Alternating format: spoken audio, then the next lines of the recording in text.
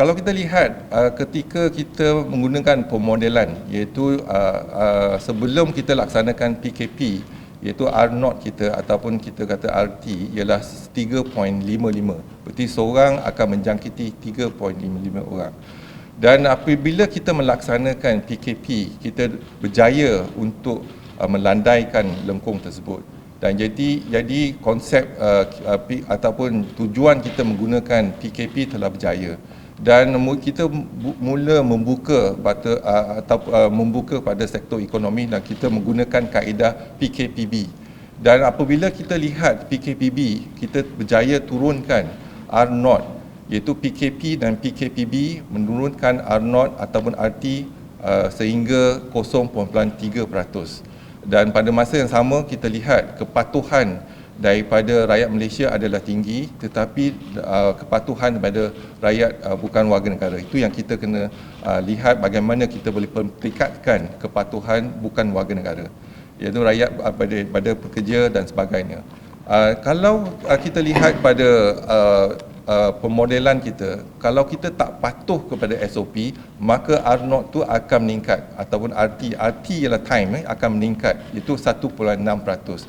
Tetapi kita tak nampak, walaupun itu satu unjuran, kalau ketidakpatuhan kita akan mencapai R0 1.6, tetapi kita masih kekal dalam 0.3.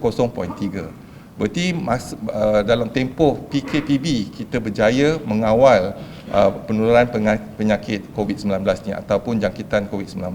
Itu yang penting. Jadi kalau dah tempoh 4 minggu, walaupun selepas Hari Raya masih terkawal, dan kalau kita terkawal, maksudnya kita boleh membuka lebih banyak lagi sektor ekonomi, sektor sosial, sektor sukan, sektor perniagaan dan sebagainya. Jadi tetapi kita kena pantau sebab kita tahu virus tersebut ada dalam komuniti. Dan kita menyarankan rakyat Malaysia untuk patuh kepada SOP. Dan kita lihat kalau kepatuhannya tinggi, kita boleh mengurangkan lagi R0 tu kurang pada 0.3. Jadi kita menjangkakan sekarang ni kalau kita ambil tempoh iaitu PKPB, iaitu lebih kurang sebulan, kita dapat lihat kes tidak meningkat secara mendadak. Dia masih 2 angka dan 1 angka. Dan kita lihat rakyat Malaysia yang terlibat pun tak tinggi, iaitu hampir mencecah 1 angka. Jadi kalau kita tempoh sekarang ni daripada 10 Jun hingga 31 Ogos, kita masih memantau, kita masih menjalankan surveillance dan kita masih menjalankan aktiviti. Kalau ada jangkitan di sesuatu lokaliti ataupun kumpulan sasar, kita akan melaksanakan sama ada EMCO atau SEMCO di kawasan tersebut dan kita akan saringkan semua penghuni di tempat tersebut dan kita akan kesan kes yang positif dan kes yang positif akan diasingkan. Itu tindakan kita. Tetapi pemantauan adalah secara berterusan dan berpanjangan sehingga 31 Ogos. Dan kalau kalau kita sampai masa 31 Ogos, kalau kes jangkitan masih 2 angka ataupun 1 angka, maka kita boleh untuk merancang pada exit strategi kita dengan menggunakan Akta 342. Jadi sekarang ni penguatkuasaan, pemantauan kita gunakan Akta 342 dan ini penting untuk supaya kita dapat exit strategi yang orang kata fasa pemulihan, soft landing sebelum kita membuka. Walau bagaimanapun kalau kita lihat PKPP, kawalan sempadan masih diperketatkan. Jadi kita tak buka sempadan lagi. Hanya kita buka iaitu sempadan antara negeri, tetapi antarabangsa masih kita ketatkan. Mungkin kalau kawalan kita baik, kita akan lihat bagaimana selepas 31 Ogos kita akan beri kelonggaran kepada kawalan sempadan antarabangsa dengan syarat-syarat ataupun SOP yang akan ditetapkan nanti. Iaitu contohnya green bubble, contoh negara yang mempunyai kes yang rendah ataupun saringan kita, macam mana kita lihat pada saringan kita. Dan juga kita kena lihat bagaimana kita laksanakan iaitu kuarantin 14 hari. Sama ada kuarantin di negara kita ataupun negara yang negara masing-masing sebelum datang ke Malaysia contohnya.